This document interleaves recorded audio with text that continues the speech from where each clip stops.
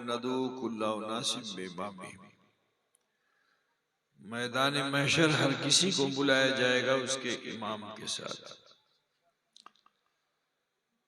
तो एक बुजुर्ग गुजरे हैं मुफस्सिर कुरान, उन्होंने फरमाया कि जब उनसे पूछा गया कि जिसका कोई इमाम ना हुआ तो आप जलाल की कैफियत में आ जाते हैं, क्योंकि अल्लाह के कलाम में फर्क नहीं होता, तब्दीली नहीं लाई जा सकती। तो आपने फरमाया जिसका दुनिया में कोई इमाम नहीं होगा उसका महशर में शैतान इमाम होगा, क्योंकि अल्लाह का फरमान है यौम नदू कुल्ला उनासिम बिइमामिहिम, मैदान महशर हर किसी को बुलाया जाएगा उसके इमाम के साथ। जाती तौर पर मैं खुद बड़ा कमजोर हूं, कच्चे धागे के मानिंद हूं, तो मुझे अपनी जात पे फख्र और नाज नहीं है, लेकिन मुझे नाज है मेरी अपनी निस्बत पर, क्योंकि मैं जिस खानदान से ताल्लुक रखता हूं ये खानदान अहले बैत है, और इस खानदान में एक बहुत बड़े बुजुर्ग गुजरे हैं, उनका नाम है हजरत जाफर सादिक रदियल्लाहु ताला अन्हु, जो हजरत इमाम आजम अबू हनीफा के भी पीर हैं, उस्ताद हैं, जिनके हम मुक़ल्लिद हैं। सुनो अभी रहने दो बेटा, थोड़ा रुक जाओ थोड़ा सा, पहले सुन तो लेने दो। आप क्या हैं, आपका मसलक क्या है, जब आपसे पूछा जाएगा तो आप क्या बताएंगे? अरे रुको भाई, मौलवी से थोड़ी मैंने पूछा, क्या मसलक बताएंगे आप, बोलिए। अरे तुम लोग तो खोटा हो, तुम्हें तो जानना चाहिए ना। तो मसलक क्या है? हनफीउल मसलक हम है, जिस पर इमाम अहमद रजा खां फाजिल बरेलवी, जो हिंदुस्तान में अहले सुन्नत वल जमात के मुक्तदा हैं, पेशवा हैं, वो मसलके इमाम आजम के यानी मसलके हनफिया के हिंदुस्तान में बेहतरीन तर्जमान है। इसीलिए सुन्नी जमात में एक नारा लगता है मसलके आला हजरत। तो आला हजरत ने कोई मसलक नहीं बनाया, बल्कि हिंदुस्तान में इमाम आजम अबू हनीफा रदियल्लाहु ताला अन्हु और दावन्ना के मसलक को, उनके मशरब को, उनके दीन को मजबूती से कायम किया। तो लिहाजा और दूसरों में और अहले सुन्नत वल जमात में फर्क लाने के लिए कुछ लोगों ने मसलके आला हजरत का नारा लगाया। तो इसको आप कभी ये मत समझिएगा कि 4 मसलक के अलावा 5वां मसलक है। आज कुछ बदअकीदा इस पर बहस करते हैं। तो हम सब क्या हैं? हनफीउल मसलक हैं, इमाम आजम अबू हनीफा के मुक़ल्लिद हम हैं। और इमाम आजम किसके मुक़ल्लिद हैं? इमाम जाफर सादिक रदियल्लाहु ताला अन्हु, जो इमाम हुसैन रदियल्लाहु ताला अन्हु के पर पोते हैं। इमाम हुसैन, उसके बाद इमाम ज़ैनुल आबिदीन, उसके बाद इमाम बाकिर और उसके बाद इमाम जाफर सादिक। बहुत ही लर्नड पर्सन थे, बहुत ही विद्वान थे, एजुकेटेड थे। कई रिसर्चेज आपने कर डाली थी।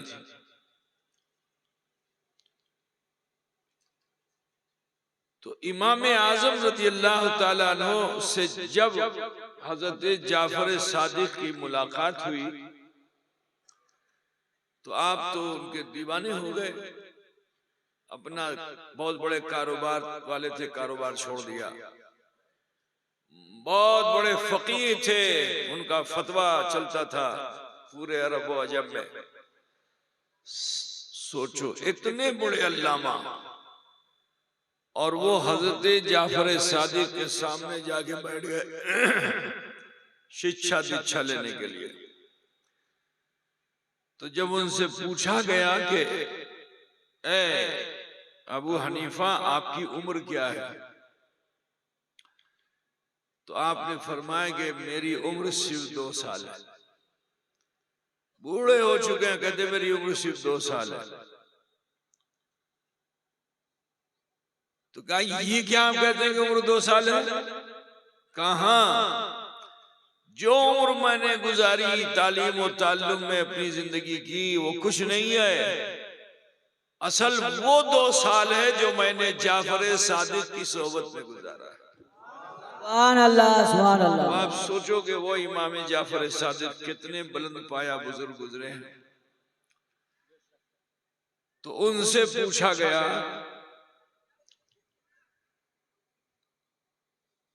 कि अल्लाह की रस्सी क्या है, हब्लुल्लाह क्या है, अल्लाह की रस्सी क्या है? मुफस्सिरीन ने बयान फरमाया, हजरत अब्दुल्लाह इब्ने अब्बास की तफसीर उठाओ तो उसमें आपको कुछ और मिलेगा, और भी दीगर मुफस्सिरीन की तफसीर उठाओ उसमें कुछ और मिलेगा। लेकिन हजरत जाफर सादिक से जब पूछा गया कि अल्लाह की रस्सी क्या है, तो आपने नमाज नहीं बताया, रोजा नहीं बताया, हज नहीं बताया, ज़कात नहीं बताया। वजह क्या थी? क्योंकि रसूल पाक सल्लल्लाहु अलैहि वसल्लम ने जब विसाल फरमाने से पहले उम्मत को वसीयत की और इरशाद फरमाया कि तरक्तु फीकुमुस सकलैन, मैं तुम्हारे दरमियान 2 भारी भरकम चीजें छोड़े जा रहा हूं, और वो दोनों क्या हैं? किताबुल्लाह व इतरती, अल्लाह की किताब और मेरी आल, है ना। अब जो इनसे वाबस्ता रहेगा वही हक और सवाब पर होगा, वही अहले सुन्नत वल जमात पे होगा। तो जाफर सादिक से जब पूछा कि अल्लाह की रस्सी क्या है, तो हजरत जाफर सादिक ने फरमाया, सीना ठोक कर, अपनी सियादत पर सीना ठोक कर फरमाते, नहनु हब्लुल्लाह, हम ही अल्लाह की रस्सी। अल्लाहु अकबर, या रसूल अल्लाह, या रसूल अल्लाह। या पूरा कुरान जो जिस पर दीन है, जिस पे इस्लाम है, जिसमें सारी शरीयत है, जिंदगी भर कुरान पे अमल करते रहो, अल्लाह की रस्सी नहीं पाओगे। अल्लाह की रस्सी कौन है? अहले बैते अतहार है। कोथड़ा बुझते चल गए, नहीं बुझ रहे हो ना।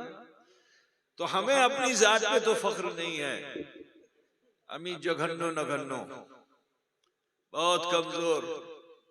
मैं आपके सामने अपनी बड़ाई बयान करने नहीं आया, मैं जाती तौर पर बहुत कमजोर हूं, लेकिन जो मेरा रिश्ता है, मेरी निस्बत है, उस पर मुझे बहुत नाज है कि अल्लाह ने मुझे ऐसे घर में पैदा किया।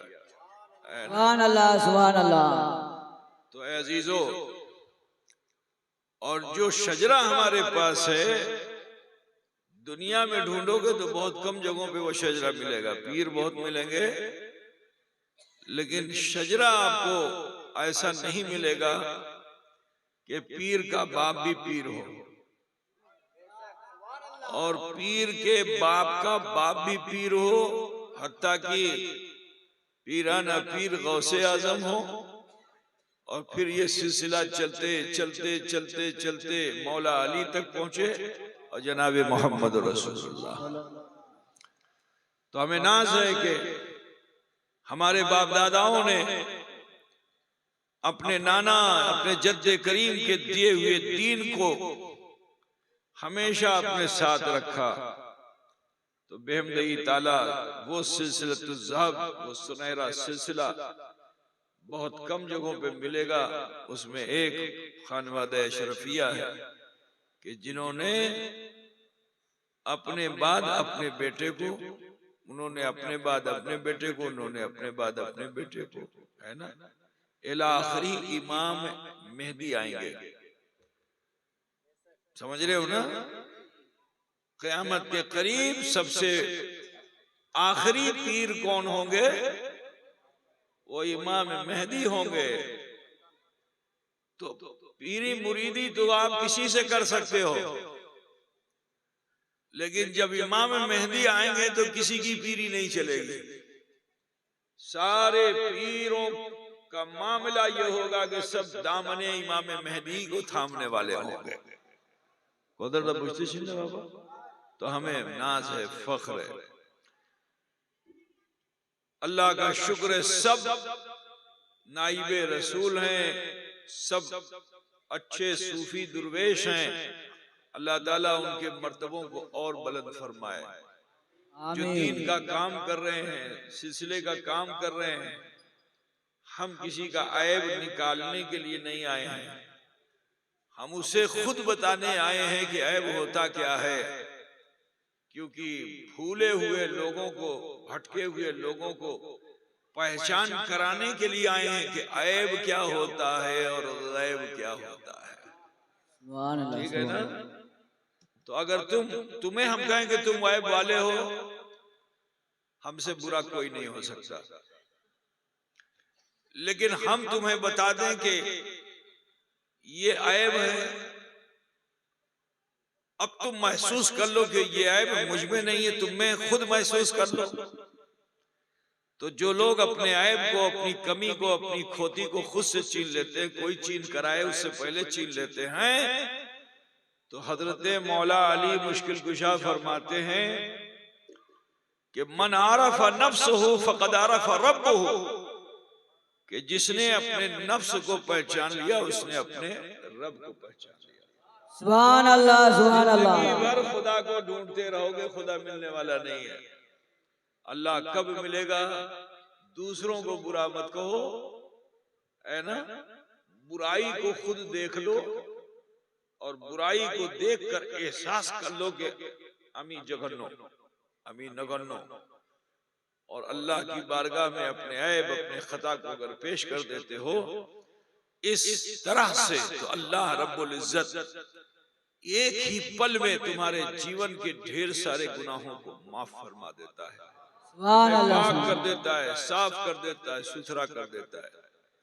पीरी मुरीदी किसी के मुकाबले की चीज नहीं है। आज के जमाने में पीरी मुरीदी भी एक तरह का बिजनेस हो गया है, मुकाबला कर रहा है। खानकाह वो जगह होती है जहां मुर्शिद होता है, और मुर्शिद वो होता है जो किसी के ऐब को दिखाता नहीं है। तो बुझ गए ना? उसके अंदर की जो मैं है, उसकी जो अना है, उसको इतना मुजाहिदा कराता है मुर्शिद कि उसकी मैं, उसकी अना, उसकी ईगो को खत्म कर देता है। अमी अच्छी ये बोली, अमी अच्छी, अमी अच्छी, ये किसी भी खानकाह में नहीं है। कादरी, चिश्ती, नक्शबंदी, सोहरवर्दी, ऐसी से निकली हुई शाखें जितनी हैं, इन शाखों में जहां सही और सच्चा मुर्शिद आपको मिलेगा, वो आपको नफ्स को मारने की दावत देगा, नफ्स को उभारने की दावत नहीं देगा। आमी आछी का नारा बंद, मैं हूं, बस मैं हूं, इसके अलावा कोई नहीं है। तो अगर ऐसी कोई खानकाह है तो वो खानकाह नहीं, वो खामखाह है, जहां ईगो को बढ़ा दिया जाता है। खानकाह वो जगह है कि जहां नफ्स कुशी कराई जाती है, नफ्स को ईमान की खरल पे कूट के मुर्दा किया जाता है, ताकि बंदे मोमिन फिर अपनी खुदी में ना हो बल्कि जलवे खुदा में आ जाए। सुभान अल्लाह, सुभान अल्लाह। तो लिहाजा आप बड़े नसीब वाले हो कि आप अगर ये नियत करते हो कि मुझे मुरीद होना है, तो मैं तो तुम्हें फायदा नहीं दे सकता, लेकिन मेरे बुजुर्ग आमादा हैं तुम्हें फायदा देने के लिए। इंशाअल्लाह उनकी रूहानियत से आप फैज़याब होंगे। तो अगर जो लोग भी दिलचस्पी से मुरीद होना चाहते हैं, अपनी मर्जी से हो जाओ। जो तालिब होना चाहते हैं तालिब हो जाओ, मगर मुरीद होने के बाद नफरत को अपने दिल में मत लाना। ठीक है? किसी भी मुर्शिद की शान में गुस्ताखी मत करना, किसी मोमिन की शान में गुस्ताखी मत करना। मेरे नबी ने फरमाया कि जन्नुल मोमिनीन खैरा, मोमिन के लिए भलाई चाहो, मोमिन के लिए भलाई चाहो। तुम्हारे बंगाल में खबर पर बहुत भरोसा है। कोई भी आगे कान में धीरे से कुछ बोल देता है तो कुरान कोई लाके रख दे, हदीस कोई लाके रख दे, लेकिन वो उसको नहीं मानता है। वो कान में जो आगे किसी ने कहा उसको जरूर मान लेता है। ये बंगाल में आदत है कि नहीं बताओ भाई, है ना? तो खबर पे भरोसा आप ज्यादा करते हो, और शरीयत में खबर में एहतिमाल सिद्क़ व किज़्ब है। खबर झूठी भी हो सकती है, खबर सच्ची भी हो सकती है। आपके सामने कोई कुरान पेश कर रहा है, कोई हदीस पेश कर रहा है, शरीयत पेश कर रहा है, मान लो ना। अब उसने कान में आके धीरे से कह दिया और आप जलाल में आ गए और सामने अपने भाई का से मुकाबला करने लगे, बिला वजह उसको गाली देने लगे। तो ए बंगाल के मुसलमानों, अमेठी के मुसलमानों, आप सबसे कहना है कि सरगोशी करने वालों को हुजूर सल्लल्लाहु अलैहि वसल्लम ने बहुत नापसंद फरमाया। जो लोग कान में फुसुक देते हैं और झगड़ा शुरू हो जाता है घर में भी, समाज में भी, ऐसे लोगों से बचिए, उस पर भरोसा मत कीजिए। ठीक है ना? शरीयत का दामन थामिए। शहादत शरइया जब तक न मिल जाए उस वक्त तक उस पर किसी तरह का बहतान और इल्जाम लगाने वाला, उसका ईमान कमजोर हो जाता है। तो हम सब सारे मुसलमान हैं, हमें चाहिए कि हम एक दूसरे के साथ भालोबासा के साथ रहें, मोहब्बत के साथ रहें। छोटा बड़ा ऊंचा नीचा जो होता है वो अल्लाह की तरफ से होता है, बंदा है ना। अपने से कोई ऊंचा बनने की कोशिश करे, अल्लाह के नजदीक वो ऊंचा नहीं हो सकता है। अल्लाह जिसे चाहता है उसको बुलंदी अता फरमा देता है, अल्लाह जिसे चाहता है उससे इज्जत अता फरमा देता है ना। वो तो इज्जु मन तशा व तो जिल्लु मन तशा, जिल्लत भी अल्लाह की तरफ से है, इज्जत भी अल्लाह की तरफ से है। अल्लाह ना करे कि कोई बंदे मोमिन अल्लाह के नजदीक जलील खुखार हो जाए। तो बहरकैफ ये दावत थी मेरी। अगर इन तमाम ख्यालात के तहत आप मुरीद होना चाहते हैं या तालिब होना चाहते हैं या तौबा करना चाहते हैं, आपकी नीयत पे सारा मामला है। अभी मदरसा खुलेगा बुखारी शरीफ का, जहां दर्स होगा, सबसे पहली हदीस जो पढ़ी जाती है वो यही पढ़ी जाती है, इन्नमल अमालु बिन्नियात। अमल का सारा दारोमदार नीयत के ऊपर होता है। ठीक है? तो लिहाजा इस माहौल को अगर आप अख्तियार करते हैं तो बहुत अच्छा है। आपके दरमियान जो ये चादर जा रही है, इसको आप सिद्क़ दिल से पकड़िए, इस नीयत से पकड़िए कि मुझे तौबे नसूहा करना है, इस नीयत से पकड़िए कि मुझे शरीयत का दामन थामना है, इस नीयत से पकड़िए कि अब मुझे बेनमाजी नहीं रहना है, इस नीयत से पकड़िए कि मैं झूठ नहीं बोलूंगा, इस नीयत से पकड़िए कि अब मैं बुराई नहीं करूंगा, अल्लाह उसके रसूल का जो हुक्म है उसे मानूंगा। अब जो लोग ये सोच के रह जाएंगे अच्छा छोड़ो काल के अमी करबो, अभी तो समय आछे, तो बड़े नादान हैं। रसूल पाक सल्लल्लाहु अलैहि वसल्लम ने फरमाया तूबू क़ब्ल अन तमूतू, तौबा कर लो इससे पहले कि तुम्हें मौत आ जाए। अल्हम्दुलिल्लाह, अल्लाह का शुक्र है कि भी आप जिंदा हो, और मौत किसी वक्त भी आ सकती है, किसी समय भी आ सकती है। मौत का कोई ठीक नहीं, जो सांस अंदर गई बाहर आने का भी ख्याल मत करो कि बाहर आएगी। तो तो और जो हमारी माँ बहन बेटियां जहां बैठी हैं, अगर वो भी सिलसिले अशरफिया में दाखिल होना चाहती हैं, मुरीद होना चाहती हैं, तो अपने बाएं हाथ पे दाहिना हाथ रख लें और जैसे मैं पढ़ूं आप सब भी पढ़िए। इंशाअल्लाह ताला इस सिलसिले की बरकत आप सबको हासिल हो जाएगी। पढ़े बिस्मिल्लाहिर्रहमानिर्रहीम। बिस्मिल्लाहिर्रहमानिर्रहीम। ला इलाहा इल्लल्लाह ला इलाहा इल्लल्लाह मुहम्मदुर रसूलुल्लाह। मुहम्मदुर रसूलुल्लाह। अल्लाह ही माबूद है, अल्लाह ही महबूद है, मुहम्मदुर रसूलुल्लाह मोहम्मद रसूलुल्लाह सल्लल्लाहु सल्लल्लाहु अलैहि वसल्लम अलैहि वसल्लम अल्लाह के के सच्चे रसूल हैं। सच्चे रसूल हैं। अस्तगफिरुल्लाह अस्तगफिरुल्लाह रब्बी रब्बी मिन कुल्ले ज़म्बियों मिन कुल्ले जाम्बे वातूबु इलैह। वातूबे इलैह। ऐ अल्लाह, या अल्लाह तेरी बारगाह में तेरी बरगाह में सच्चे दिल से सच्चे दिल से सब छोटे बड़े सब छोटे बड़े गुनाहों से हम तौबा करते हैं हम तौबा करते हैं और हम मुरीद होते हैं और हम मुरीद होते हैं सिलसिले आलिया, सिलसिले आलिया, कादरिया, कादरिया, अशरफिया में अशरफिया तालिब होते हैं।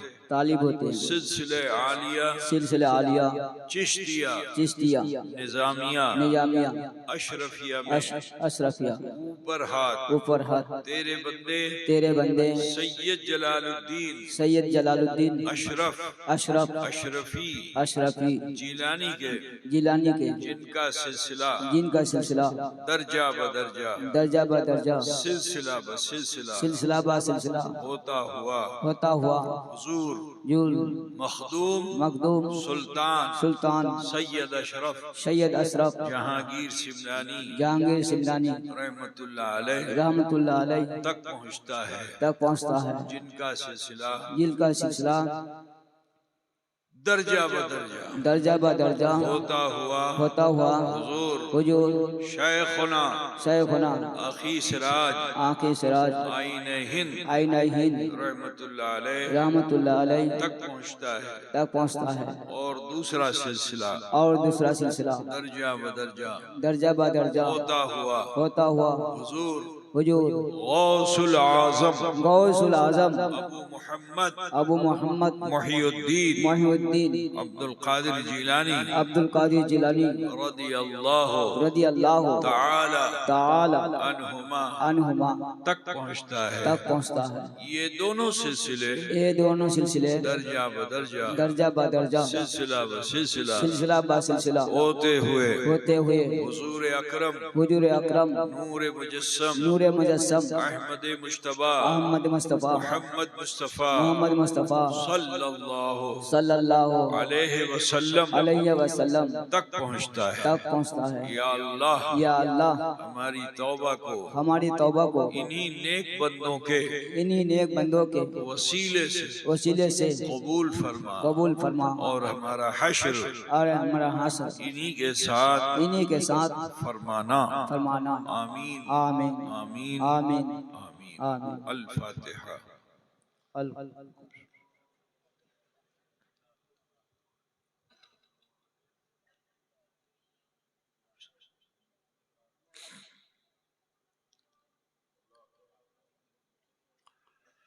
सरवरा शाह करीमा दस्तगीरा अशरफा हुर्मते रूहे पैगंबर यक नजर कुन सुएमा ली खमसतुन उत्फी बिहा हर्रल वबाइल हातिमा अल मुस्तफा वल मुर्तजा वब्नहुमा वल फातिमा वसल्लल्लाहु तआला अला खैर खल्क़ी व नूर अर्शी मुहम्मद व आलिहि व अस्हाबी अजमईन बरहमतिक या अरहमर राहिमीन बिहक़्क़ि ला इलाहा इल्लल्लाह।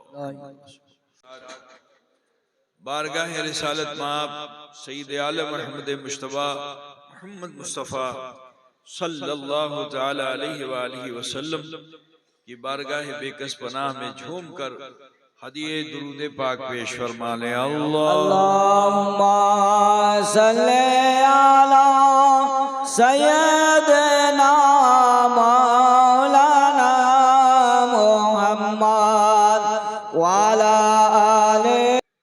आपकी इस बस्ती में आने का जरिया अजीजुल कद्र जनाब नबील अशरफ ये इनके तवस्सुस से जो दावत आपके समाज से गई और उसे बुजुर्गों के सदक़े से ये मौका मिला कि हम आपके गांव, आपके समाज में हाजिर हुए। इससे पहले भी गालिबन शायद 1 या 2 बार आ चुके हैं। आपकी मोहब्बतों, आपकी प्यार, आपके खुलूस को हमने फरामोश नहीं किया। बेहमदई ताला उसी का असर है कि आज फिर हम सब इकट्ठा हो गए।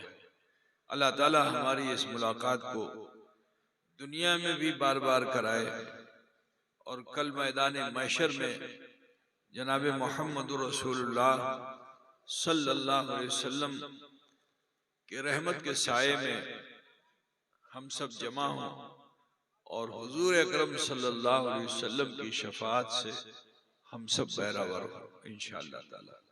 समय बहुत हो चुका है और देखिए रूहानी ग़ज़ा आप लोगों को मिल चुकी है और जिस्मानी ग़ज़ा भी हाजिर हो गई है।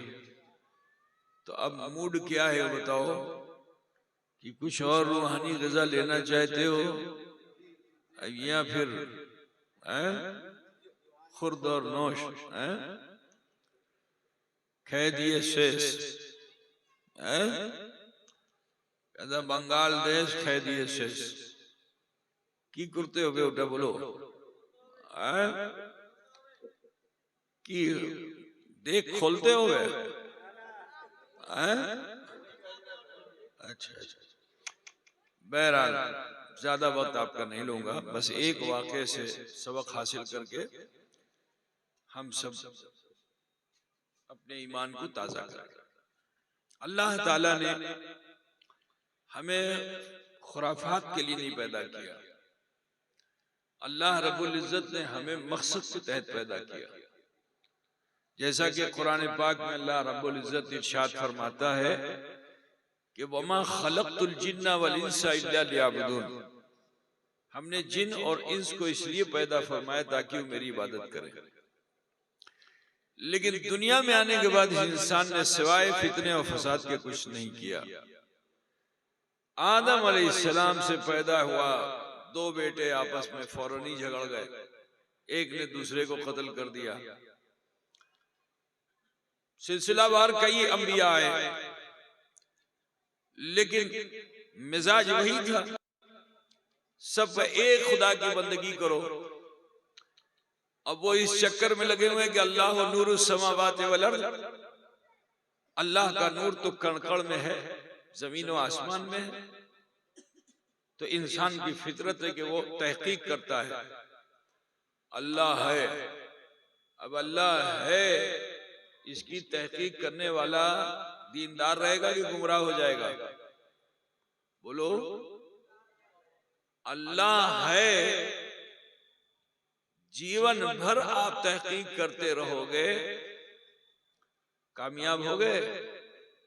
हाँ, उसके जलवे अगर कहीं देख लोगे तो तुम्हारा अकीदा बदल जाएगा और तुम पत्थर को पूजने लगोगे, पानी को पूजने लगोगे, जमीन को पूजने लगोगे, आसमान को पूजने लगोगे, क्योंकि तुम्हारी तहकीक है।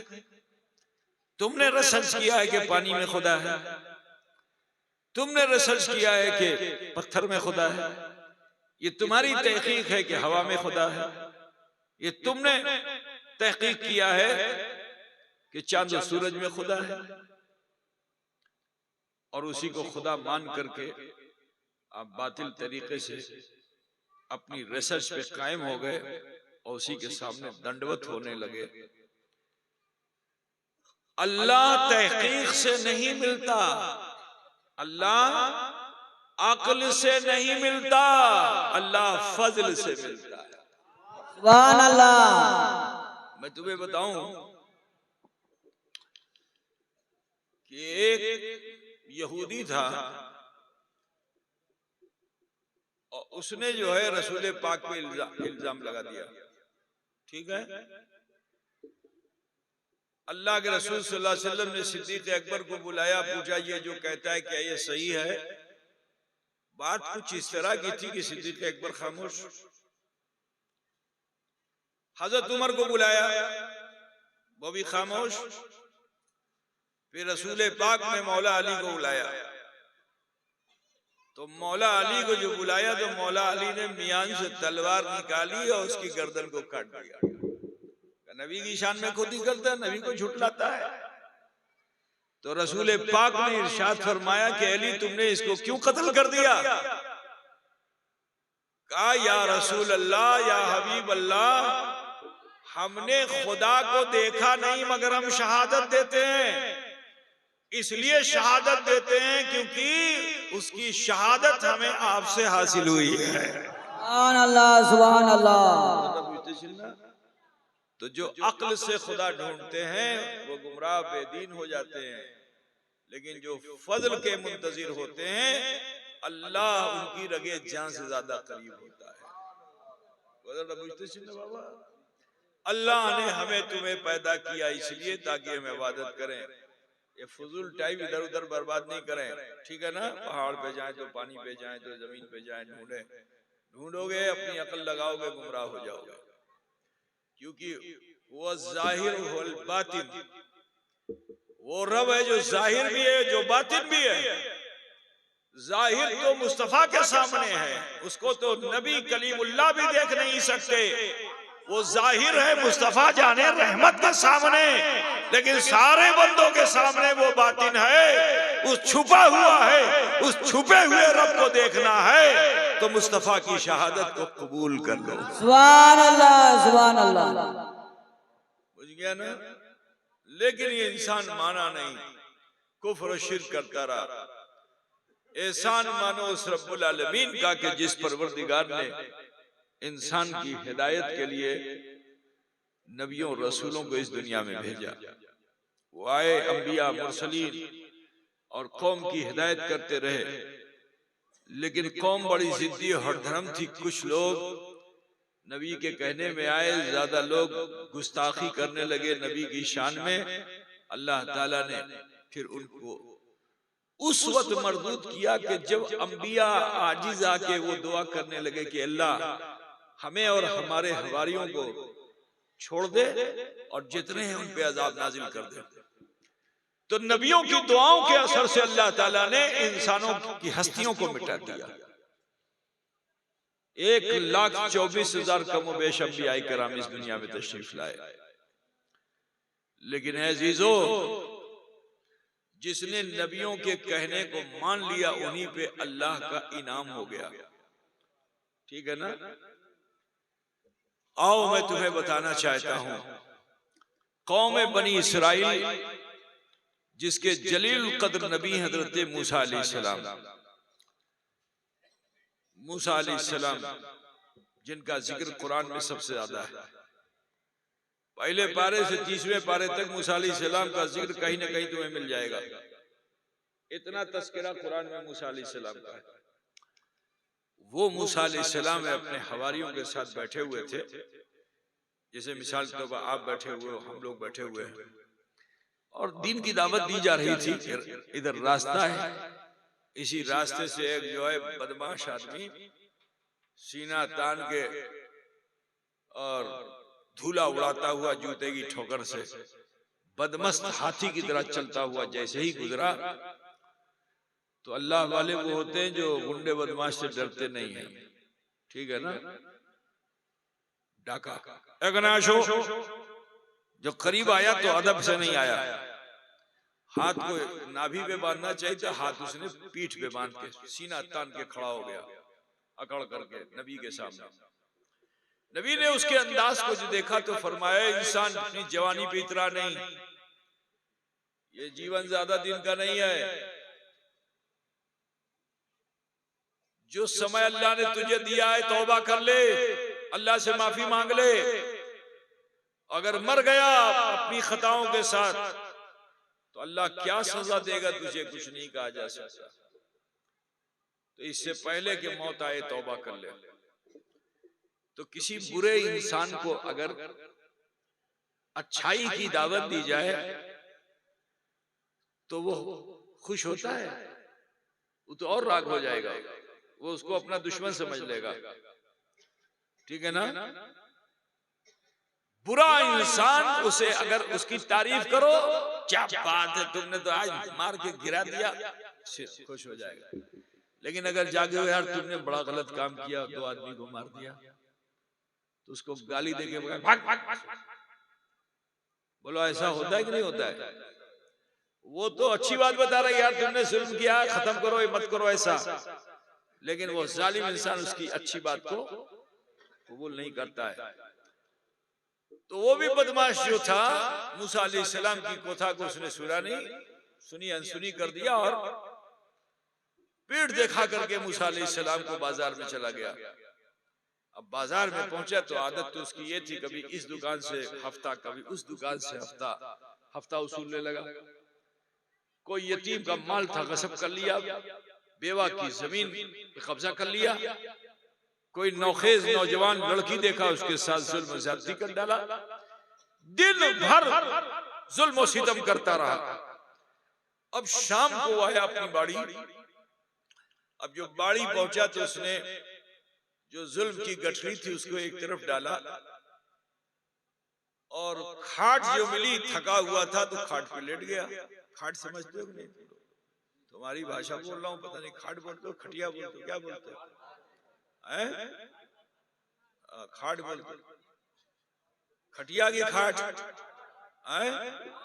चलो दोनों बोलते हैं, समझ गए वहां मकसद ये है, बोलो चाहे ना बोलो, लेकिन समझ गए कि नहीं? ठीक है। तो खटिए पे लेट गया, ये भी नहीं देखा कि बिस्तर बिछा हुआ है, खाली खाट पे लेट गया, थका हुआ था, गहरी नींद में चला गया। आधी रात तक बेखबर सोता रहा, चित लेटा सो रहा है। अब आधी रात को उसको कोई हाजत हुई तो अब आंख खुली, बिस्तर से उठना चाहता है तो टांग हिलाता है तो टांग नहीं उठती, हाथ उठाता है तो हाथ नहीं उठता, बॉडी को करवट देना चाहता है तो बॉडी करवट नहीं हो रही है, गर्दन घुमाना चाहते हैं गर्दन भी नहीं घूमती, सिर्फ सांस अंदर बाहर आ जा रही है। और ये पलक जो है, इसको क्या बोलते हैं आप लोग? ये पलक है जो ऊपर नीचे हो रही है। बोलो ऐसी हालत में कोई इंसान आ जाए तो उसकी हालत क्या होगी? भय लगेगा कि नहीं लगेगा? तो उसका दिल भी धक धक करने लगा, बहुत तेजी से हार्ट बीटिंग शुरू हो गई उसकी, घबराने लगा और दिल ही दिल सोचने लगा, यदि আমি মরে যেতাম তো কি হতো, যদি আমি মরে যেতাম তো কি হতো, আল্লাহর কাছে আমি কি জবাব দিতাম, আমি তো কিছু ভালো কাজ করলাম না জীবন মধ্যে। ये जो उसने सोचा ना, जो किसी के मरने में भी नहीं रोया था, लेकिन आज अपनी हालत जार को देखकर उसकी आंख से झरझर आंसू बहने लगा, दिल धक धक कर रहा है, आंख से आंसू बह रहा है। जब इंसान इस हाल में होता है तो उस वक्त मानुष का मन, मानुष का दिल उस इंसान को तसल्ली देता है। तो दिल से एक हल्की सी आवाज आई कि ए मानुष, चिंता मत करो। नबी के पास गए थे, नबी ने कहा था मरर आ गए, तौबा कर लो, तो तुम तो अभी जीवित हो, अभी तो सांस आ जा रही है, तौबा क्यों नहीं कर लेते, तौबा कर लो। इस दिल की आवाज को जो उसने सुना तो मूसा की सारी नसीहत याद आ गई। उसने कहा मुझे तौबा करनी चाहिए। अब अल्लाह की बारगाह में कभी जीवन में तो तौबा की नहीं थी, तो शब्द को जमा करता है, शब्द बिखर जाता है, कोई सेंटेंस नहीं बन रहा है, इधर से शब्द लाता है, उधर से शब्द लाता है कि कोई सेंटेंस बने कि मैं अल्लाह से माफी मांगू, लेकिन एक शब्द, एक जुमला भी, एक सेंटेंस भी बना नहीं पाया तौबा का। मायूस हो गया कि किस मुंह से मैं अपने रब के हुजूर माफी मांगू, मैंने तो अल्लाह का कोई कहना दुनिया में माना ही नहीं। जीवन में सिर्फ बुराई की, खता की, भूल किया, गुनाह किया, जुर्म किया, कभी नेकी नहीं की। तो कोई एक नेकी होती तो रब के हुजूर पेश कर देता, कोई नेकी नहीं मेरे पास, तो शर्मिंदा हो गया, लज्जित हो गया और भय बढ़ता चला गया। जैसे जैसे लज्जा आ रही वैसे वैसे भय बढ़ता चला जा रहा है। तो जो तौबा का इरादा था वो जब बैठने लगा तो फिर दिल ने साथ दिया और दिल ने फिर एक हल्की सी आवाज पेश की कि ए इंसान, तुझे तौबा का ढंग नहीं मालूम, अल्लाह को राजी करने का ढंग नहीं मालूम, लेकिन जिस मूसा ने तुझे दावत दी है वो तो अल्लाह वाला है, वो तो नबीउल्लाह है, वो तो कलीमुल्लाह है, वो तो अल्लाह को राजी करने वाला है। तो क्यों नहीं ये नियत कर लेता कि আমি ওনার কাছে যাব, ঘিসড়তে हुए যাব তো যাব, লুড়কতে हुए যাব তো যাব, যে মতন যাব ওনার কাছে আর ওনার চরণ স্পর্শ করব, ধরিয়ে নেব, যখন পর্যন্ত উনি আমার জন্য দোয়া করবেন তারপরে আমি পা ছাড়ব। बांग्ला हमारी समझ रहे हो कि नहीं? तुम समझ रहे हो ना? खुट्टा आदमी तुम लोग हो तो लिहाजा खुट्टा तकरीर करना जरूरी है। ये नियत इरादा किया उस इंसान ने। तो देखो अल्लाह वो है कि जो अपने बंदों पे हमेशा अपने बंदों पे नजर रखता है, कोई बंदा उससे छुप नहीं सकता। वो बातिन है लेकिन कोई इंसान छुपना चाहे तो छुप नहीं सकता। तो वो परवरदिगार को रब्बुल आलमीन बंदे के इरादे और नियत को देखता है। अगर कोई भी बंदा अच्छी नियत करता है तो अल्लाह तबारक व तआला उसकी नियत पे भी जज़ा देता है।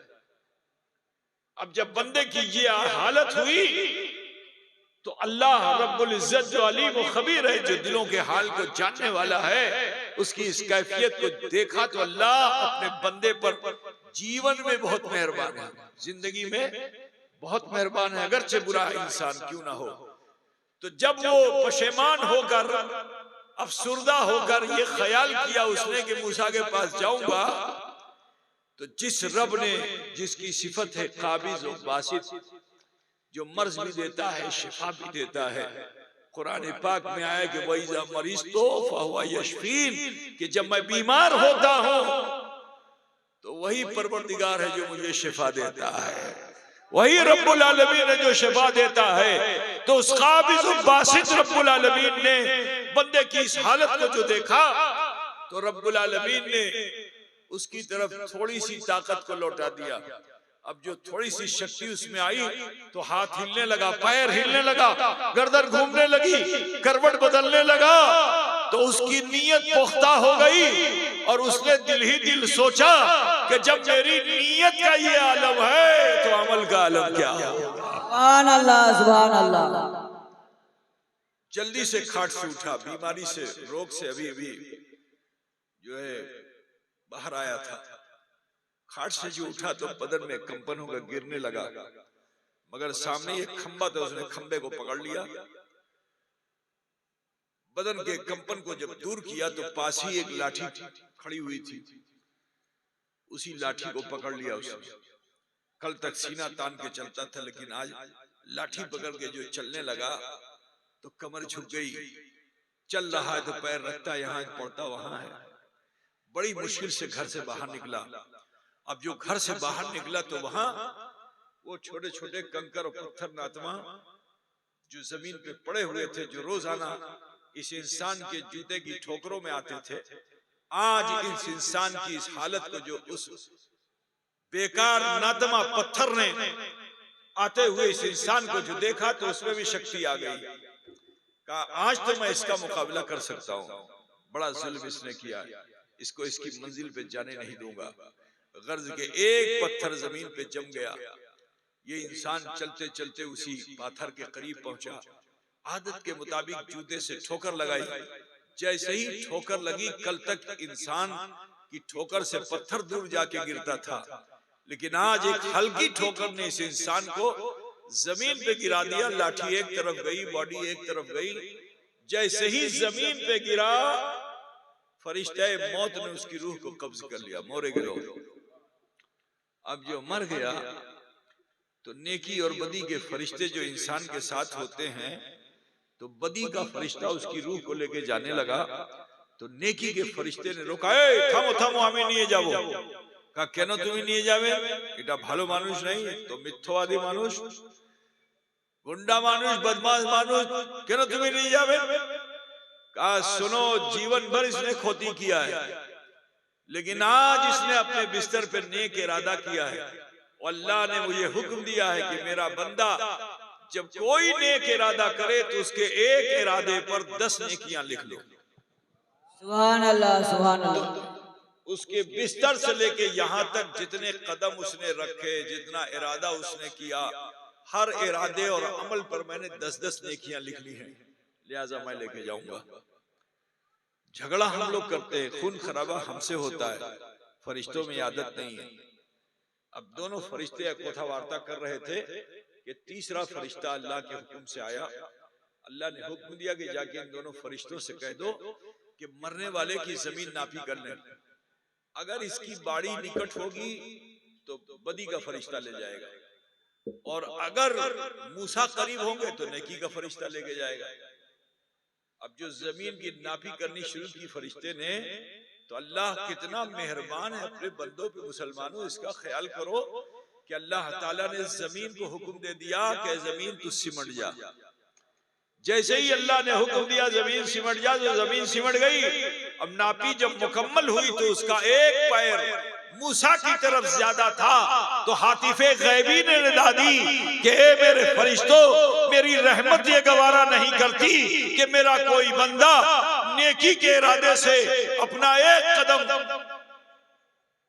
नेकी की राह पर रख दे और मैं उस पर अपना अजाब नाजिल करूं। नहीं नहीं, उसके एक कदम के बदले मैंने उसके जीवन भर के गुनाहों को माफ फरमा दिया। सुभान अल्लाह, सुभान अल्लाह। फमन यामल मिस्काल ज़र्रतिन खैरन यरा। जुमा में जरूर इमाम साहब से सुनते हो गए ये आयत, माना नहीं समझा तुमने। काश के कुरान फहमी मुसलमानों में आ जाती तो आज मुसलमानों का ये हाल नहीं होता। तुम एक जर्रे के बराबर, फुटा के बराबर যদি তুমি ক্ষতি করছে, अल्लाह बेशी बेशी सजा दीचे, लेकिन एक जर्रे के बराबर अगर नेकी करते हो तो अल्लाह बेशुमार जज़ा अता फरमाता है। वो बड़ा रहमुर रहीम है, गफूरुर रहीम है। अब यहाँ से मैं रुख बदल के दो बात अर्ज करके अपनी गुफ्तगू को खत्म कर दूंगा, ताकि कंक्लूजन ऐसा हो कि जो दिलों में उतर जाए। जरा सोचो कि कौम बनी इसराइल का कोई फर्द जो गुंडा हो, बदमाश हो, बुरा हो, और वो तौबा का इरादा कर ले तो अल्लाह उस पे कितना मेहरबान है। कभी सोचा कि आपकी निस्बत क्या है? आपने तो अपनी हैसियत को नहीं पहचाना। तो हम तुम बड़े नसीब वाले हैं कि हमें 1,24,000 कमोबेश अंबियाए किराम का दामन नहीं मिला, लेकिन हम उनको नबी मानते हैं। दामन हमें मिला खातिमुल अंबिया का, जो तमाम नबियों के इमाम है, सरदार है, महबूबे किबरिया हैं। उनके दामन को पाने के असर से अल्लाह ताला ने तमाम इंसानों के दरमियान से उम्मते मोहम्मदिया को सेलेक्ट कर लिया है। सुभान अल्लाह, सुभान अल्लाह। आता है कुंतुम खैरा उम्मतिन उखरजत लिन्नास तामुरून बिल मारूफ व तनहूना अनिल मुनकर। सिलेक्टेड हो, चुने हुए हो, है ना? बात समझ रहे ना आप लोग ना? चुने हुए तुम हो, लेकिन अफसोस है कि जिसे चुना गया है आज उसके अंदर सारी बुराइयां पाई जाती हैं। चोर मुस्लिम समाज में, झूठा मुस्लिम समाज में, है ना? हर बुरा काम अगर कहीं देखना है तो मुस्लिम समाज में दिखाई दे रहा है, जिसको अल्लाह ने इतनी इज्जत दी, इतनी सरफराजी दी। सुनो, अपना मर्तबा पहचानो मुसलमानों। बस ज्यादा लंबी बात नहीं करनी है। काश के हिदायत का सबब बन जाए हमारी कोथा कि हम तुम जब मर जाते हैं, अच्छा मरे चाहे बुरा मरे, कलमा अगर उसने पढ़ा है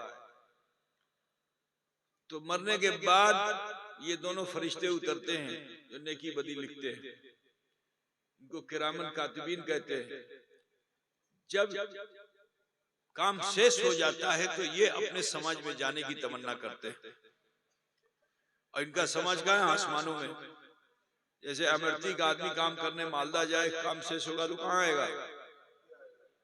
अपने समाज में आएगा ना, दोस्त यार है, बाप भाई बंधु बेटा बेटी, वही तो लौट के आएगा। तो इसी तरह से फरिश्तों का समाज आसमानों में है। जब काज शेष हो गया तो वो आसमान में आना चाहते हैं, मगर अल्लाह की इजाजत के बगैर वो नहीं जा सकते। तो वो अल्लाह से निदा करते हैं कि अल्लाह क्या हम आसमान में आ जाएं? तो अल्लाह ताला उनको आसमान में जाने का हुक्म नहीं देता। तुमने सिर्फ कलमा पढ़ा है, मोमिन हो, इस बुनियाद पर अल्लाह ताला निस्बते रसूल की बुनियाद पर अल्लाह ताला तुम पर इतना मेहरबान है कि उन दोनों फरिश्तों को हुक्म देता है। क्योंकि अब तो तौबा करने का मौका नहीं है ना। अब जब तौबा करने का मौका नहीं, फिर भी अल्लाह कितना मेहरबान है कि इन दोनों फरिश्तों को फरमाता है कि मेरे इस बंदे की कब्र पे जाओ, एक सराहने खड़े रहो और एक पहचाने खड़े रहो और सुबह कयामत तक इसकी मगफिरत की दुआ करते रहो। सुभान अल्लाह, सुभान अल्लाह। तो अल्लाह ताला जिंदगी में तो मेहरबान है ही है, मौरर पूरे भी अल्लाह मेहरबान है। जो परवरदिगार इतना मेहरबान है तो बोलो उसको खुश करने के लिए हमें दुनिया में उस एहसान फरमाने वाले रब्बुल आलमीन को राजी करने के लिए हमें वो अमल करना चाहिए कि नहीं जिसे अल्लाह पसंद करता है। बोलो भाई। तो अल्लाह दुनिया में तुमसे न ज़र चाहता है न जायदाद चाहता है, सब तो खुदा खुद ही तुम्हें दे रहा है। अल्लाह तुमसे क्या चाहता है? वो कुरान पाक की आयत करीमा है, या अय्युहल्लज़ीना आमनू तूबू इलल्लाहि तौबतन नसूहा, कि ए ईमान वालो अल्लाह की बारगाह में तौबा कर लो। और खाली सात गुष्टी से तौबा कुर्सी नहीं, कान पकड़ के तौबा कुर्सी नहीं, गला पकड़ के तौबा कर, ये सब तौबा का ढंग है आजकल समाज में। सिद्क़ दिल से तौबा कर लो, अपने गुनाह, अपने जुर्म, अपनी खताओं को चीन करके तौबा कर लो, फिर उसकी तरफ आमादा मत हो। यह है इस्तिग़फ़ार। बुझ रहे हो कि नहीं बुझ रहे भाई? तो ए अजीजो, अल्लाह चाहता यह है कि मेरा बंदा मेरी बारगाह में तौबा करे। तो वो इतना मेहरबान है कि रोजाना रात में, सुनो गौर से मेरे भाई, रोजाना रात में अल्लाह ताला कि जिसका कोई मकान नहीं है ना, वो लम यलिद है वलम यूलद है, अहद है, समद है, लेकिन फिर भी उम्मते रसूल के लिए, बंदों के लिए अल्लाह ताला रोजाना तीसरे पहर में, यही वो पहर है जिसमें तुम बैठे हुए हो, तीसरे पहर में अल्लाह तबारक व तआला आसमान दुनिया पे अपनी शान के लायक मुतमक्किन होता है और वहां से निदा दी जाती है। जानते हो क्या निदा दी जाती है? ए मेरे बंदे उठ। जब सब सो रहे हैं तो मेरे बंदे उठ और मुझसे मांग, तेरी तलब से सिवा तुझे दिया जाएगा। तो वो बंदे मोमिन की जो रातों को उठकर तन्हाई में, बीवी को खबर ना हो, माँ को खबर ना हो, शौहर को खबर ना हो, और उठकर अपने रब को मनाने में लग जाते हैं, अल्लाह ताला उनके गुनाहों को बख्श देता है। और अगर उनकी आंखों में सीने से निकला हुआ आंसू पलकों के पपोटों पे पहुंच जाता है तो अल्लाह तुम्हें तो फौरन बख्श देता है। जैसा कि हदीस पाक है कि पलकों के पपोटों को अभी आंसू तुम्हारे खौफ के तर भी नहीं कर पाएंगे, उससे पहले अल्लाह ताला तुम्हारे बहुत से गुनाहों को माफ फरमा देगा। लेकिन जब ये ढलकते हैं तो अल्लाह ताला इनको मट्टी में मिलने नहीं देता, माटी में मिलने नहीं देता।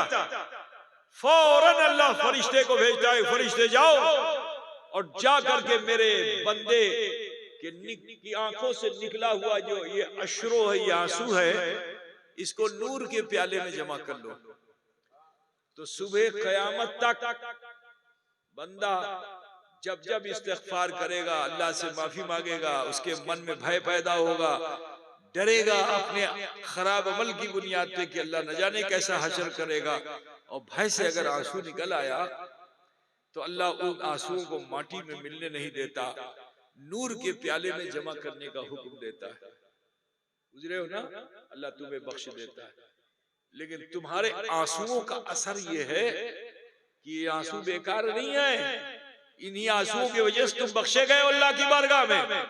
और कल जब पुलसिरात से मरने के बाद अल्लाह उठाएगा और पुलसिरात से पार होकर मैदान महशर जो हम और आप जाएंगे, तो जानते हो मेरे नबी ने फरमाया कि मेरी उम्मत के कुछ लोग ऐसे होंगे कि जो अपने नेक अमल की बुनियाद पर दुनिया में इतना भालो काज किया कि इस बाल से ज्यादा बारीक पुल से ऐसे गुजर जाएंगे जैसे आसमान में बिजली कौनती है।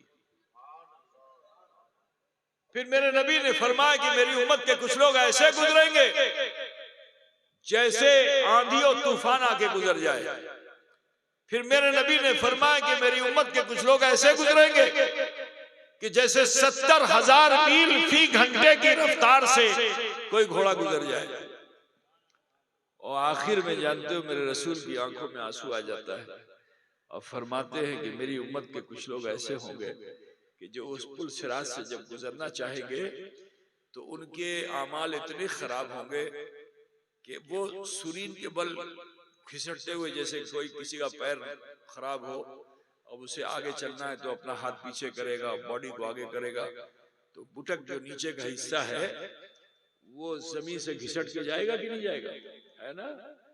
तो हुजूर यही मिसाल देते हैं कि वो जब गुजरेगा तो वो सुरीन के बल घिसटता हुआ गुजरेगा, तो उसके घर्षण से चिंगारी निकलेगी। अब वो चिंगारी चिंगारी नहीं रहेगी बल्कि वो जहन्नम का शोला बन जाएगी और उस गुनहगार बंदे को अपनी लपक में ले लेगी। तो उस वक्त मेरे रसूल अपनी उम्मत को जब इस हाल में देखेंगे तो इतना बेचैन होंगे रसूल पाक सल्लल्लाहु अलैहि वसल्लम के आप सजदे में चले जाएंगे और सजदे में जाने के बाद अल्लाह की बारगाह में ये अर्ज करेंगे रब्बे सल्लिम रब्बे सल्लिम रब्बे सल्लिम, ये सदा बुलंद करने लगेंगे कि अल्लाह सलामती दे दे, अल्लाह सलामती दे दे, अल्लाह सलामती दे दे।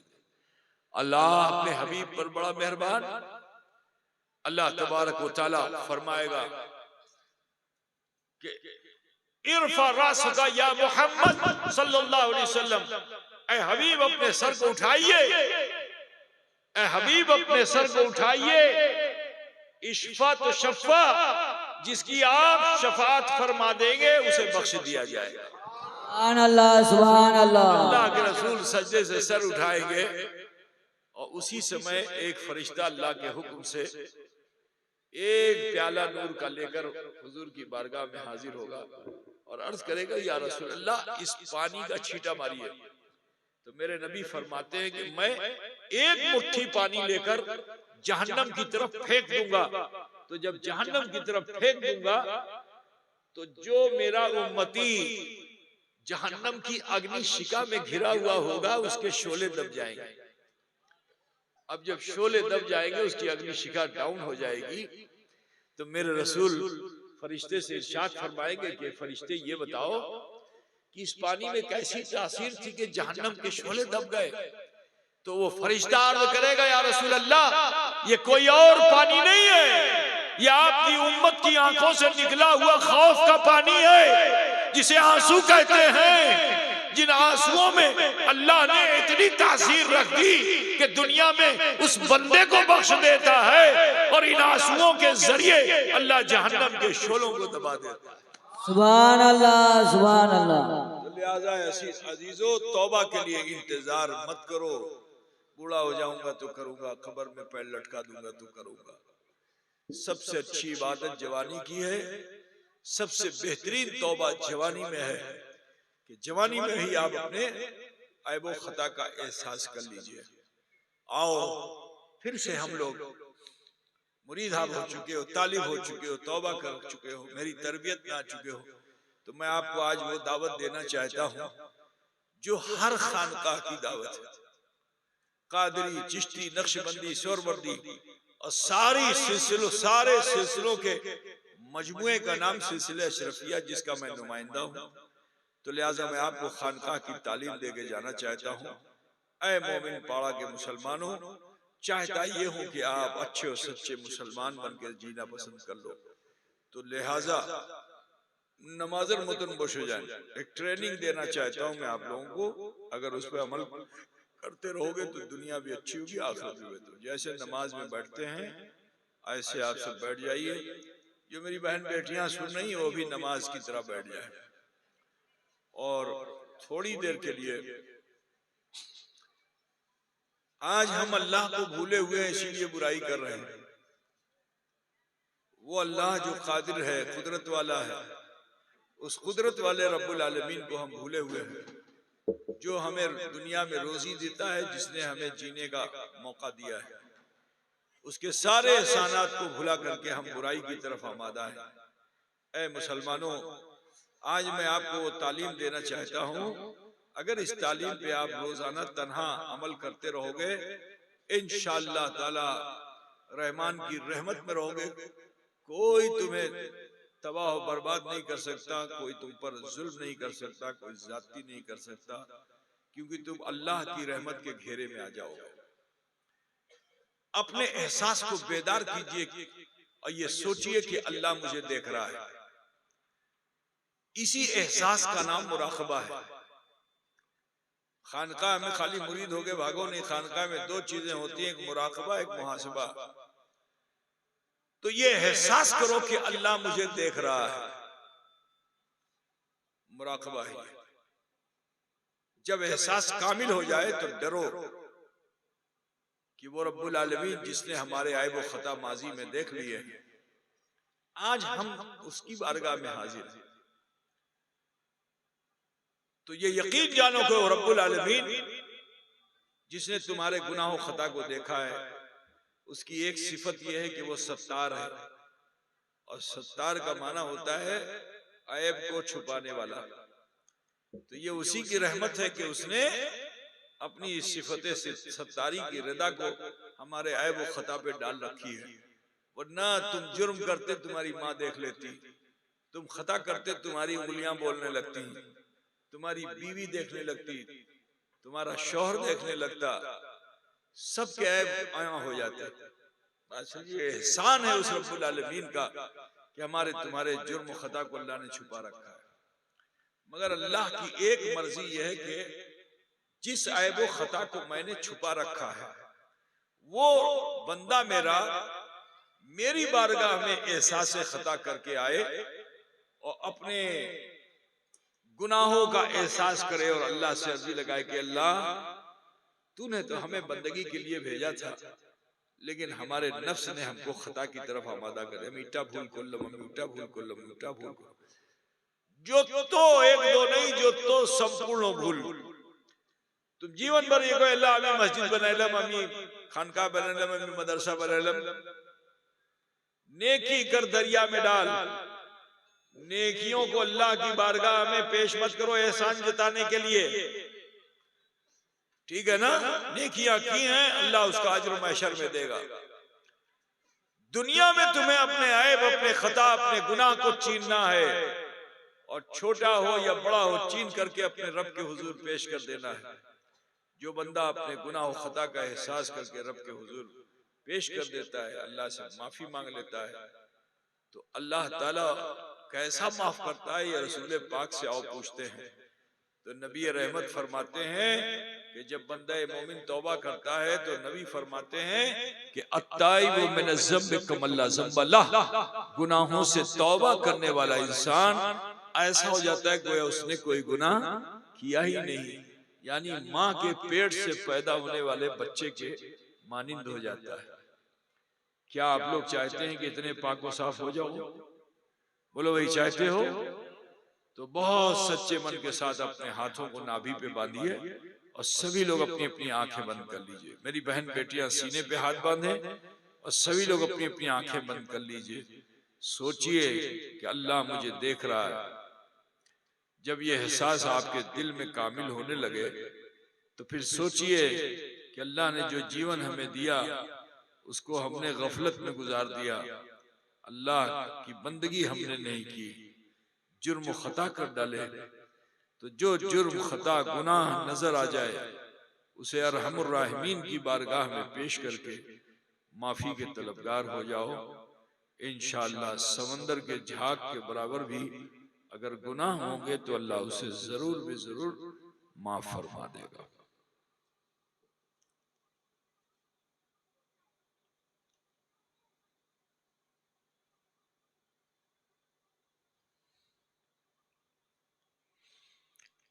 पढ़िए जैसे मैं पढ़ता हूँ। बिस्मिल्लाहिर्रहमानिर्रहीम। जिक्र के पढ़िए। ला इलाहा इल्लल्लाह मुहम्मदुर रसूलुल्लाह। अल्लाह ही माबूद है, मुहम्मदुर रसूलुल्लाह सल्लल्लाहु अलैहि वसल्लम अल्लाह के सच्चे रसूल हैं। अस्तगफिरुल्लाह रब्बी मिन कुल्ल ज़ंबि व अतूबु इलैह। ऐ अल्लाह, तेरी बारगाह में सच्चे दिल से सब छोटे बड़े गुनाहों से हम तौबा करते हैं और हम वसीला चाहते हैं तेरे महबूब सैयद आलम नूर मुजस्सम अहमद मुश्तबा मोहम्मद मुस्तफ़ा सल्लल्लाहु अलैहि वसल्लम का। ये अल्पो समय में हमने कलमा शरीफ पढ़ा और इस्तिग़फ़ार किया। हदीस पाक में आया है कि शामी शरीफ में है कि एक मर्तबा कलमा शरीफ पढ़ने से अल्लाह ताला 3000 गुनाहों को माफ फरमा देता है और 3000 नेकियां नामे अमाल में दर्ज फरमा देता है। आय अजीजो, आप सबसे कहना है कि जाकिर बनिए। आज चोट भी लगती तो हाय बाप हाय माँ तो हम कह देते हैं, लेकिन अल्लाह के जिक्र से हम बहुत गाफिल हो चुके हैं। यही वजह है कि आज मुसीबतें, बलाएं, परेशानियां, तबाहियां, बर्बादियां, सबसे ज्यादा जिल्लत, रुसवाई सबसे ज्यादा अगर किसी कौम के पास है तो वह कौम मुस्लिम। क्योंकि हमने दुनिया की रंगरेलियों में अपना समय गुजार दिया, अल्लाह के जिक्र से गाफिल हो गए। दौलत बहुत मिल गई, बेहतरीन मकान मिल गया, सुबह से शाम तक खाने पीने का सारा इंतजाम हो गया, बच्चे भी अच्छे से पढ़ाई कर रहे हैं, बीवी से अच्छा रिश्ता है, माँ बहन भाई सब आराम से हैं। लेकिन आपके दिल को आराम नहीं मिलता है, टेंशन बना रहता है। होता है कि नहीं होता है? सब कुछ सही है मगर ये दिल सही नहीं है, और इसको सही करने के लिए कोई ऑपरेशन नहीं। ये सही कब होगा, कैसे होगा, उसके लिए मेरे रसूल ने फरमाया है, अल्लाह ने फरमाया है कि जब आप जिक्र की कसरत करने लगोगे, ज्यादा से ज्यादा कलमा पढ़ने लगोगे, तो जबान का असर दिल कबूल कर लेगा। और जिस दिन जबान का असर दिल कबूल कर लेगा तो जानते हो अब जबान तो ठहरेगी मगर दिल नहीं ठहरेगा। पढ़ेगा कलमा ला इलाहा इल्लल्लाह मुहम्मदुर रसूलुल्लाह। जब आपका दिल जिक्र करने लगेगा तो फरमाया गया कि अला बिज़िक्रिल्लाह तत्मइनुल कुलूब, होशियार हो जाओ, अल्लाह ही के जिक्र से दिलों को इत्मीनान हासिल होता है। तो अगर दिल को सुकून देना चाहते हो, चैन देना चाहते हो, तो जाकिर बनो। पहले खानकाहों में बैठकर चिल्ले लोग करते थे जिक्र करने के लिए। आज के इस जमाने में दौड़ती भागती दुनिया में इतना समय किसी के पास नहीं है कि मस्जिद में एतिकाफ करे, खानकाह में बैठे चिल्ला करे।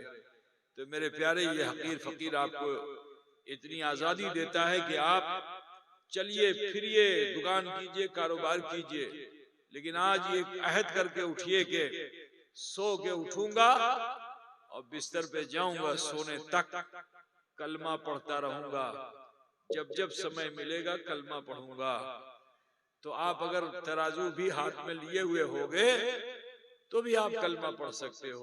ठीक है, गोश्त काट रहे हो तो भी कलमा पढ़ सकते हो, कपड़ा बुन रहे हो तो भी कलमा पढ़ सकते हो। आपका कोई काम नाकिस नहीं होगा, बल्कि मेरा यकीन यह है कि कलमा पढ़ते पढ़ते अगर आप खेती बाड़ी से लेके कारोबार करोगे तो अल्लाह ताला उसमें बरकत नाजिल फरमा देगा। जाकिर बनो, जिक्रुल्लाह की कसरत करो और इस्तिग़फ़ार के आदी बनो। तो आज मैंने आपको तरीका बता दिया।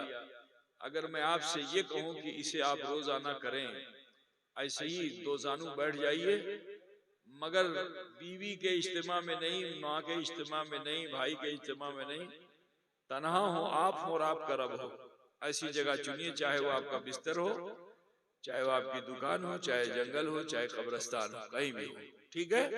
ऐसी जगह चुनिए 2 मिनट 5 मिनट के लिए कि जिसमें आपका कोई अजीज अकारीब दोस्त अहबाब नहीं हो, आप और आपका रब हो।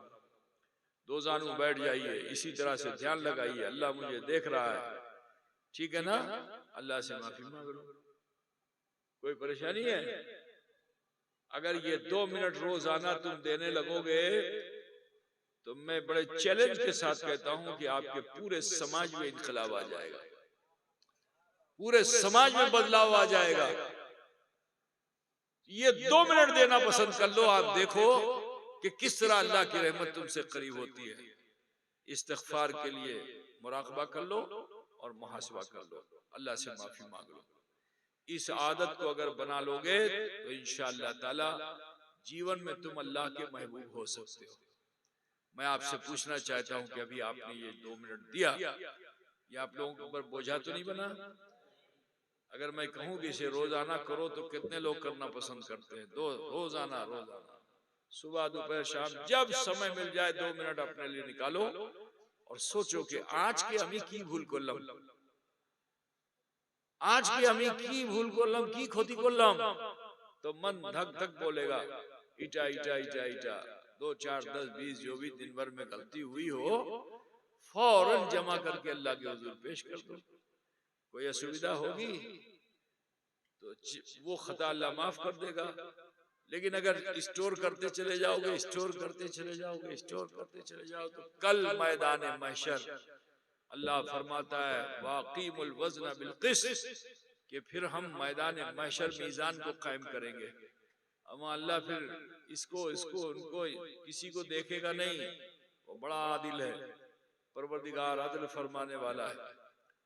तो उसके मीज़ान अदल पे तुम्हारे अमाल ऐसे नहीं है कि जो तुम उसे पेश करके और गारंटी ले लो कि अल्लाह तुम्हें बख्श देगा।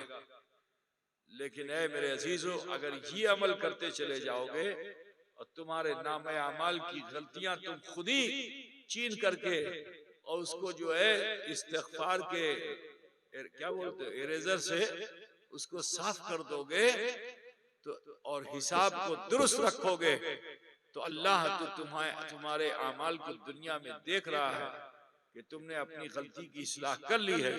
तो कल मैदान महशर देर नहीं लगेगी, जैसे ही मीज़ान पे तुम्हारे अमाल तौले जाएंगे सदका रसूल पाक का मिलेगा और मुस्तफा जाने रहमत के सदके अल्लाह जहन्नम में नहीं जन्नत में मुस्तफा की मायत अता फरमा देगा। सुभान अल्लाह, सुभान अल्लाह। उनका साथ अता फरमा देगा।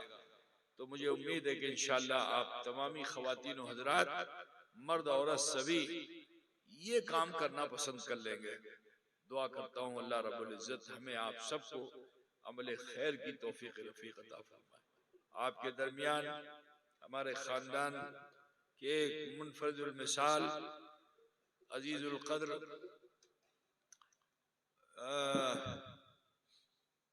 सैयद नबील अशरफ जो आपके दरमियान आए, आप इनसे जरूर राब्ता रखिए। ये लालच में नहीं है कि आपसे नफा लें, ये चाहते हैं कि आप हिदायत और सवाब की तरफ आ जाए। तो लिहाजा इनसे जुड़ के रहिए और अल्लाह उसके रसूल के कहने में अपनी जिंदगी को गुजारिए। दुआ करता हूँ अल्लाह ताला हमें आप सबको अमल खैर की तौफीक रफ़ीक अता फरमाए। इन्हीं कलमात के साथ मैं अपनी गुफ्तगू को ख़त्म करना चाहूँगा। व आखिर दावाना अनिल हम्दुलिल्लाहि रब्बिल आलमीन। अस्सलामु अलैकुम व रहमतुल्लाहि व बरकातुहू। खड़े